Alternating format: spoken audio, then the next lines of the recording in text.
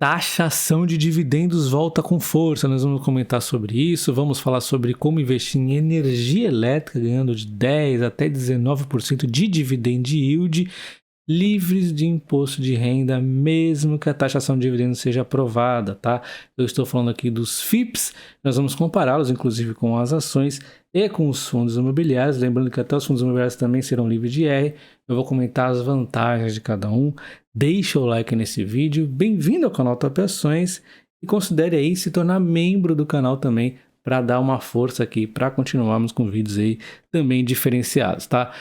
Então nós vamos começar aqui com o governo, que continua aí articulando, né, a votação da taxação de dividendos logo após as eleições de outubro. Essa taxação seria para bancar o Auxílio Brasil de R$600 e já começaria a valer logo em 2023, tá? Então nós temos aqui essa taxação de dividendos que seria para bancar, né, essa diferença aqui do auxílio que está hoje em 600, caso não seja aprovado ele vai voltar para os 400, né? Então são exigidos aí muitos bilhões, né, para bancar isso aqui, né? E aí o governo está tentando então levar aquela taxação de 15% que já vinha sido discutida, aí já estava aprovada. O texto está travado hoje em dia aí no Senado. Para quem pensa, né, numa escapatória para outro político, o Luiz Inácio Lula da Silva também é a favor da taxação de dividendos, inclusive alguns dentro do partido PT querem taxação de 25%, né? Então assim, é totalmente loucura esses argumentos. Ambos, tanto o Bolsonaro quanto o Luiz Inácio Lula da Silva, eles vêm com essa questão de falar que vão taxar os ricos, que é para beneficiar os pobres, mas é papo furado, porque não existe a isenção, né? Então eles não estão taxando os ricos, que os ricos eles até conseguem driblar essa taxação, né? Abrindo empresa para investir na bolsa e tudo mais, mas os pobres, as classe média, na verdade, que ganha R$100, que ganha R$1.000 de dividendos, vão ser taxados, diferente dos Estados Unidos, que eles tanto se espelham, que lá tem as faixas de isenção. Aqui teoricamente até o momento não tem, né? Então todo mundo seria taxado. Eu acho isso uma vergonha, embora eu ache a taxação de dividendos útil, legal, mas não ter isenção é uma vergonha, e mais vergonhoso ainda é esse discurso aí populista, tá? Para ambos os lados aqui. Não é só o governo atual. Então, mas vendo do outro lado da moeda também não é o fim do mundo, né? Nós teríamos aqui uma diminuição de imposto para as empresas, o que elevaria o crescimento delas, podendo trazer dividendos maiores ao longo dos anos. Nós teríamos aí as recompras de ações provavelmente aceleradas, assim como acontece nos Estados Unidos, e teríamos também as bonificações. Repito que eu sou a favor até da taxação de dividendos, o que eu sou contra é não ter faixas de isenção, tá? Então, nós vamos aqui agora falando do que interessa, que é dos investimentos. Nós vamos falar dos FIPs, que são aí fundos de participação, né, em ativos geralmente, e no caso aqui eles são renda variável, eles estão isentos de IR, tanto no ganho aí de capital, quando você vende um FIP com lucro, como nos proventos, e continuarão assim. Seria similar às debêntures, né, de infraestrutura, só que a debênture é renda fixa, diferente aqui da renda variável dos FIPs, né? Os fundos imobiliários, eles são renda variável também, já sabe, são isentos de IR apenas nos dividendos e devem continuar assim. E as ações hoje também apenas dividendos, embora tenha aquele isenção de 20 mil, né, no ganho de capital. E na questão aí dos dividendos, está em risco aí de ser taxado em 15%, né? Ou quem sabe aí um louco aí aumenta mais, né? Então, essa aqui é um overview geral. Agora nós vamos falar do primeiro fundo. O FIP aqui é o PEI, tá? PEI 11. Ele é um fundo de participação que investe em 4 ativos de geração solar. Então ele investe em energia solar, que é um tipo de energia bastante previsível também. As PPAs aqui tem 20 anos, né? As durações aqui, a autorização das concessões até 2050, 2053, 2051, né? Então são bastante longas aí, né? De 2051 em diante. Nós temos aqui, então, eles falando, né, da clareza aqui que a energia solar nos traz em termos de geração, seria mais aí com menor risco, menor impacto ambiental, menor tempo de construção, menor risco de construção e menor tempo, né, de construção, disponibilidade de combustível também é um risco menor. Então, seria aí o mais seguro dentro da energia, dentro da geração, na verdade, né? Então, a energia solar seria essas vantagens. E falando dos dividendos, nós temos aqui, então, o PEI, né, com a previsão de 2023 em diante, apenas 2 dígitos nos dividendos, tá? Eu já vou comentar um pouco melhor sobre isso, atualizando esses yields aqui com a cotação atual. nós temos aqui a taxa de retorno é de 10,26, tá? TIR real, ou seja, além da inflação, 10,26, você não encontra isso na renda fixa e nem mesmo os fundos imobiliários, e poucas ações entregam isso. É um rendimento muito bom, né? Então agora a gente vê o segundo fundo, que é o PFIN11. Ele é um fundo que investe em transmissões de energia da Alupar, tá? Mas a Perfin, ela tem outros aqui, só parceiros, né? Então a qualquer momento pode entrar outro tipo de geração de energia, né? Alguma coisa do tipo, mas hoje ela só tem transmissão de energia da Alupar. Lembrando que ela tem regra aqui no fundo, né? Tem regra que ele investe prioritariamente aqui em transmissão. Ele pode se investir em geração até 30% do seu portfólio. Então tem esse limite, e sendo esses 30% geração eólica e ou solar, né? Não pode ser diferente disso. Então dá bastante previsibilidade para a gente. Nós temos hoje o portfólio do PFIN11 aqui com essas linhas de transmissão, todas elas da Alupar. Recentemente todas aqui entraram em operação, então aqui a RAP está gerando aí receita, né, o que vai dar maior previsibilidade de dividendos futuros. Lembrando que é tudo reajustado pelo IPCA, né, então traz bastante previsibilidade aí, né, nas receitas atualizadas pela inflação. A TIR, né, o retorno aqui é IPCA mais 9,22, o retorno aqui baseado na cota de 70 e 70, então o retorno aqui fantástico, né? Também acima aí da inflação consideravelmente. Nós temos aqui uma taxa de administração, a menor de todas, né? 0,60 dos fundos que eu falei, o que eu acabei de falar, o PEI é 1,1, esse aqui é 0,60, então muito bom, não tem taxa de performance, tá? Como nós podemos ver aqui, free float de 97%, porque 3% a própria gestora investe.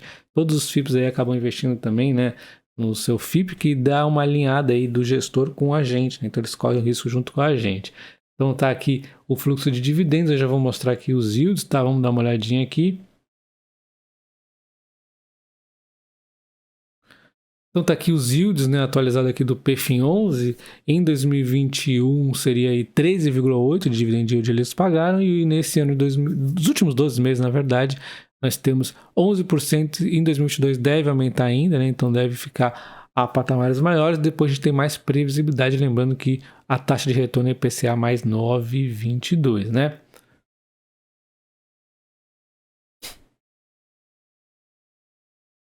Agora nós vamos para o terceiro e último, o XPI11, né, que tem aí uma taxa de administração de 1,30, a maior taxa, e para piorar ele tem uma taxa que é adicional IPCA mais 7%, taxa de performance. Eu não gosto disso, né? Vai passar 20%, que passar disso aqui vai ser taxado, mas ele tá o mais barato aí, né? A TIR dele tá em 11,96, então é a maior de todas aqui, mas eu não sei se isso aqui está incluindo essa taxa de performance aqui de 20% que passar IPCA mais 7. Enfim, né?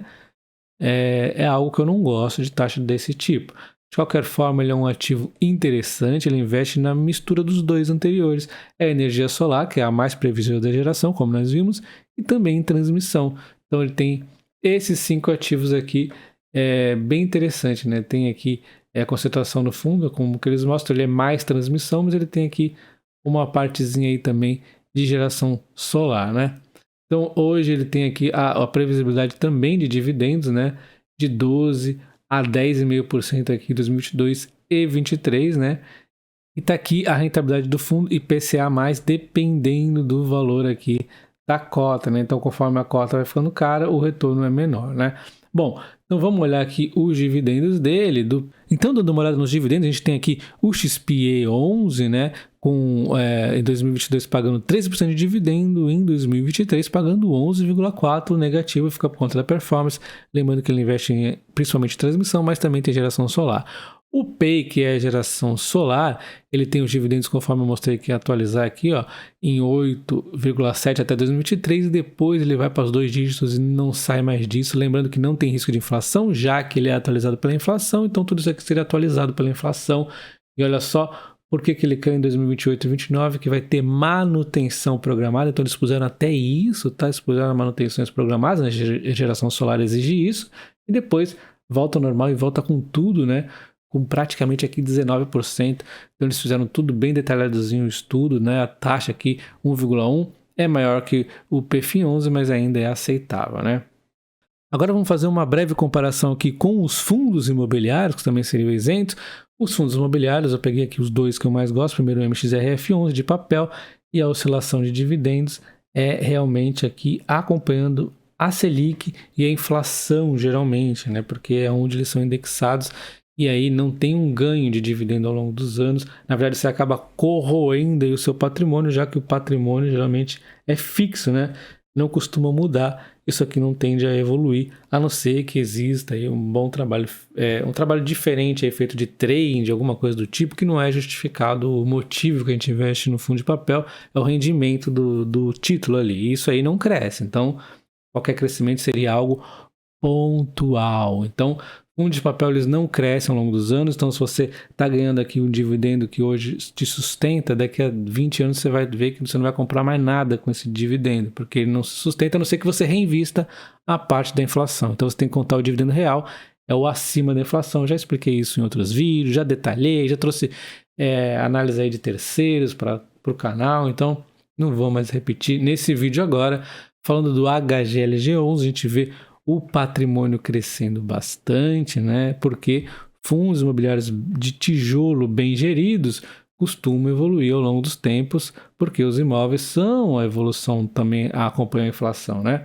E os dividendos também têm o mesmo tipo de comportamento, né? Embora algumas oscilações, porque o dividendo vai ser ao longo prazo. Aliás, 2022 nem fechou, também deve subir. Então, dividendos aí tendem também a acompanhar a inflação no longo prazo. Mas quando a gente olha as empresas, o crescimento é mais explosivo e mais assim oscilante, né? Vamos dizer assim. E a gente pega aqui a Taesa, olha só o que o patrimônio dela fez. Cresceu infinitamente, um crescimento astronômico aqui. A dívida sempre pegando ali em cima, né? Por conta que a empresa cresce apertado ali, porque é muito previsível as recentes, então ela pode se alavancar um pouco mais e fazer um crescimento, que aí essa dívida que pesa um pouco mais quando a empresa tem uma Selic muito alta, né, no Brasil. A Taesa consegue então também o crescimento do dividendo, né, que entre oscilações também segue crescendo, né? Então, ótimos dividendos também ao longo dos anos. Se pegar um passado mais para trás, vai ter também muito crescimento e a cotação cresce muito, né? A Taesa, fantástica. A gente pega a Transmissão Paulista, o olhar é um pouco diferente, mas também tem crescimento. A gente vê um patrimônio que vinha crescendo devagarzinho, uma acelerada explosiva aqui por conta do desenrosco do RBSE, né? Então a gente vê essa aceleração com a empresa conseguindo investir. Ela não deixou de investir, mesmo com o enrosco atual do RBSE, ela está investindo, acabou de ganhar um lote, mas aí não tem mágica, né? Às vezes acaba atrapalhando um pouquinho o dividendo. A gente viu que no passado foi o dividendo, vinha crescendo, né? O enrosco do RBSE, a MP579 da Dilma lá, que atrapalhou as elétricas sofreram nesse período aqui, e aí destrava-se tudo, a empresa simplesmente destrói nos dividendos, destrói em cotação, ela explode para tudo quanto é lado, e é por isso que eu insisto tanto em falar bem dela neste momento, né? E é um bom momento aí. Então, as empresas, a renda variável assim, geralmente, né? Fica ali, parece que não quer nada, não vale a pena investir nas ações, de repente, é explosivo, né? Então, tem aí a sua vantagem também. Então, quando a gente compara aqui as ações, elas têm aí um maior crescimento, as recompras de ação também ajudam bastante, tem muitas empresas que fazem isso, as bonificações, isso vai ter que ser a saída aí para as empresas, né? As recompras de ação é como se a empresa tivesse, ao invés de comprando uma participação de alguma coisa no mercado, ela compra ela mesma, né? É muito interessante. Lembrando que acompanha a inflação, a maioria delas, cada uma no seu tempo. As empresas de energia já é mais fácil, né? Porque vão sendo reajustadas anualmente aí pelo IPCA, IGPM, aí, né? As concessões. E nós temos aqui os FIIs de papel e renda fixa, vão ter uns comportamentos similares, vão te entregar a inflação sem crescimento de patrimônio, né? Vai depender também do tipo da renda fixa, uma análise diferente, algumas aí tem IR que aí ferra tudo, mesmo sendo Tesouro IPCA mais taxa, ele não vai te dar inflação 100%, vai te dar 85% da inflação, quanto maior a inflação pior, complica tudo, né? Então tem vários tipos aí de complicações diferentes em renda fixa e FIIs de papel, dependendo da sua análise, você vai fazer errado, não que eles sejam ruins, mas tem que ver correto.